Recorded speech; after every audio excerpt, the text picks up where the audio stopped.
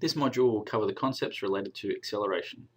In previous modules, we've covered how to calculate how far we have travelled through the concepts of distance and displacement, as well as how fast we have travelled through the concepts of speed and velocity. But what about the changes in how fast we're going? How do we calculate the rate of getting up to our top speed, or how quickly we can slow it down again? Well, this we can do through the calculations of acceleration.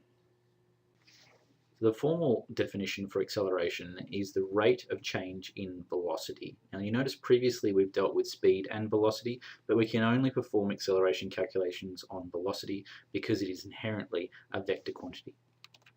If we look at the calculations, you can see it's similar to the previous differentiations with speed and velocity, but this time we're looking at the rate and change of velocity itself. So it's merely the velocity divided by the time, or more accurately, the change in velocity divided by the change in time, which can be more formally represented with the bottom equation.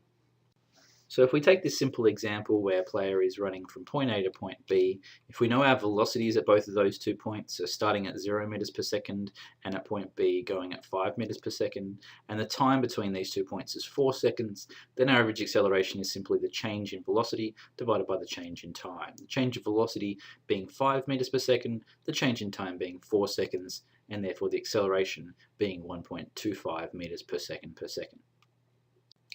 In this example here, we're not starting from a 0 point in either time or velocity.